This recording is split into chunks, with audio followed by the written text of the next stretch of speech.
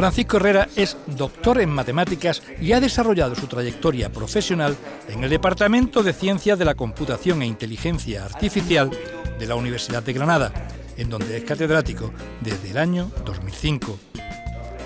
Ha dirigido 34 tesis doctorales y publicado más de 280 artículos en revistas internacionales en las áreas de inteligencia artificial, inteligencia computacional y ciencia de datos, minería de datos y bibliometría. Es experto en soft computing, una disciplina que busca encontrar modelos de comportamiento humano e inteligencia que se puedan encontrar en la naturaleza para aplicarlos a la computación.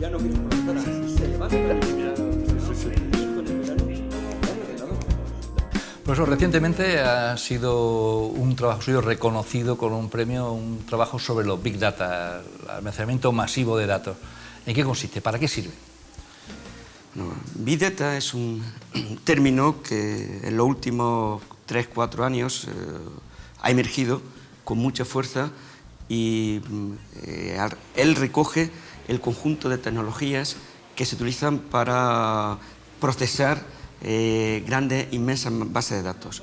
Bases de datos que actualmente no pueden ser procesadas por un ordenador, por las capacidades de un ordenador normal, bases de datos que tienen una complejidad en la relación de los mismos o igualmente que nos llega a una velocidad que requieren nuevas tecnologías. Estamos en un mundo en el que actualmente se almacenan cada día 2,5 trillones de bytes. La información crece continuamente. Cada año y medio prácticamente estamos duplicando la información almacenada en el mundo, es decir, estamos almacenando una cantidad de información similar a la que se ve almacenada en otra historia. Esto requiere de tecnologías que conviertan esa información en conocimiento. Esa información está almacenada, son bytes, son datos básicos en un inicio y todas las herramientas que permiten extraer conocimiento que sea útil para nuestra sociedad es lo que se conoce como Big Data. ¿Qué tiene que ver estos Big Data con los genes, con los cultivos en invernadero, con la economía global? Bueno, en todos los ámbitos de nuestra sociedad, en la medicina, en la genética, en la agricultura, en la economía, estamos almacenando gran cantidad de datos y poder procesarlos y extraer conocimiento es muy importante.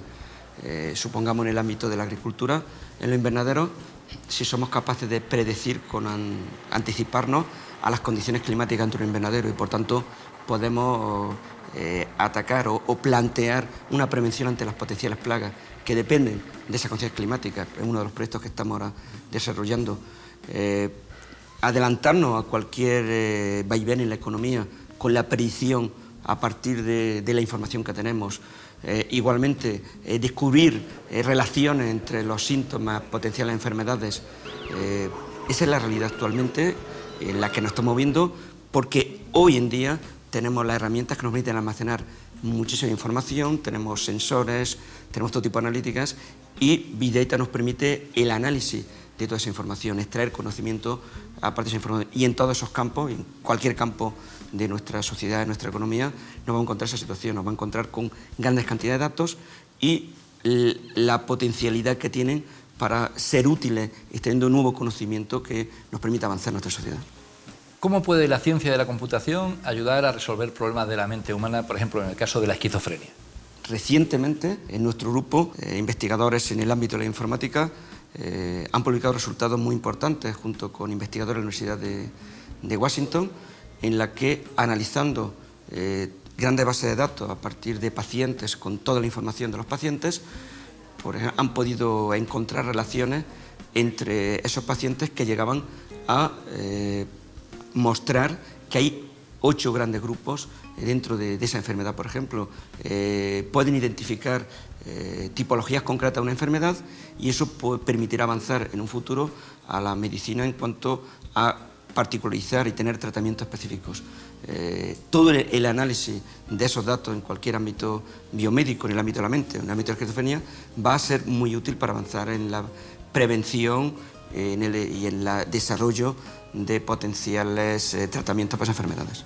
¿Qué es la ciencia de datos? ¿Para qué sirve?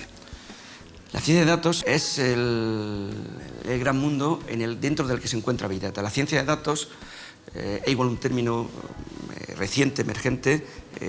Con anterioridad hablábamos en los años 90 y en la última década de minería de datos y actualmente por ciencia de datos un término más global que se refiere a todo lo que es el procesamiento de la información, preparación de los datos, visualización de los datos, predicción a partir de datos, la extracción de relación entre datos, big data, etc.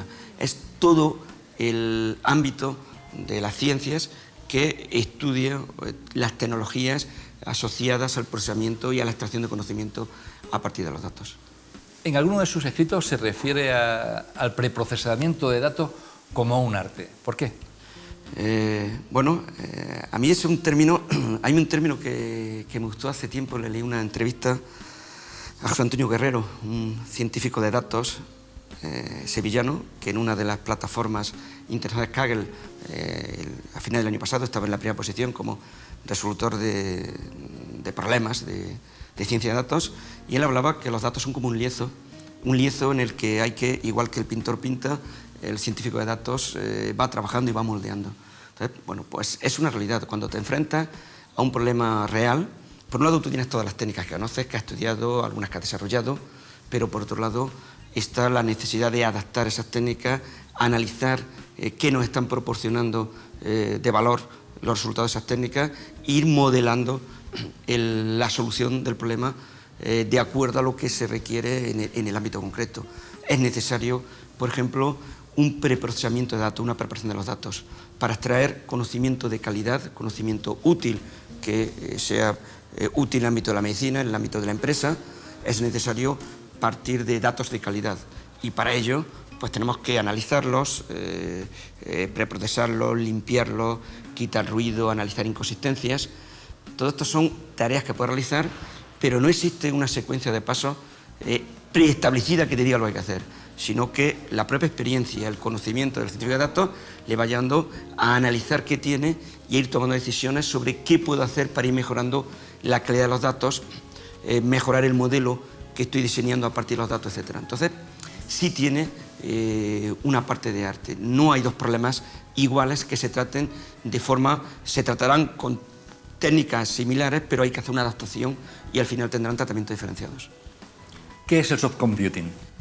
Soft computing es un conjunto de técnicas que intentan imitar al razonamiento humano y a la naturaleza para resolver problemas. Podemos hablar de computación lingüísticamente inspirada en la naturaleza, en la biología, donde se analiza cómo funciona la naturaleza y se intenta resolver problemas imitando la naturaleza.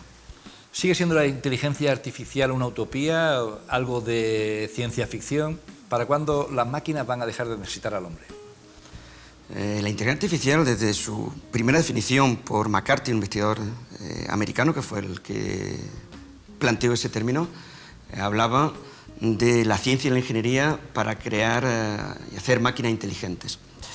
Desde entonces han pasado prácticamente 60 años y podemos hablar de dos tipos de inteligencia artificial o dos teorías. Cuando queremos tener máquinas con conductas inteligentes, y es una realidad, tenemos máquinas con conductas inteligentes.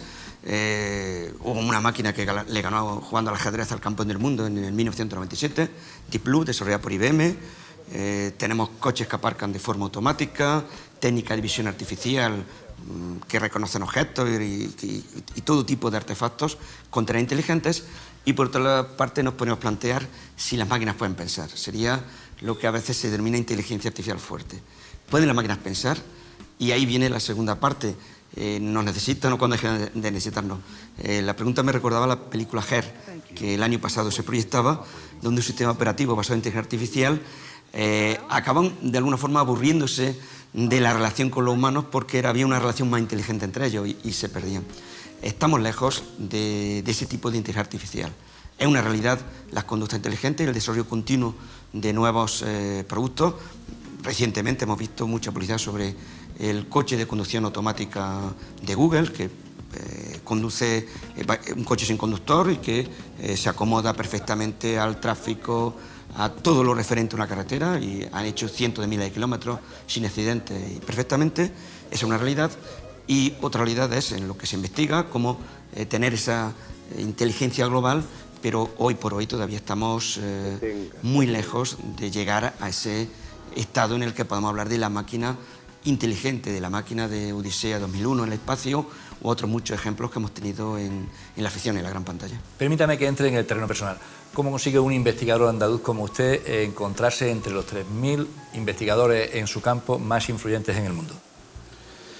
Bueno, han sido 25 años de intenso trabajo con un equipo de colaboradores y de doctorandos en todo momento de mucha calidad, en los que hemos comenzado en línea de investigación, que hemos considerado que eran de interés, intentando ser creativos en las propuestas que hemos realizado, abordar soluciones de interés en problemas en el ámbito de soft computing, en el ámbito de la minería de datos, ahora recientemente en el ámbito Big Data, y bueno, paso a paso, sin pensar en ello, pero reitero, he dirigido 36 tesis doctorales, me siento muy orgulloso de ello y de haber trabajado con un conjunto de colaboradores de mucha calidad.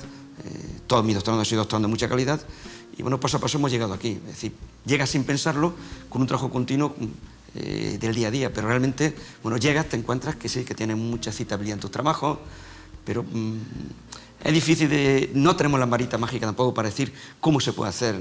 Es un trabajo de día en el que sí siempre nos planteamos retos y ser creativos en lo que hacemos.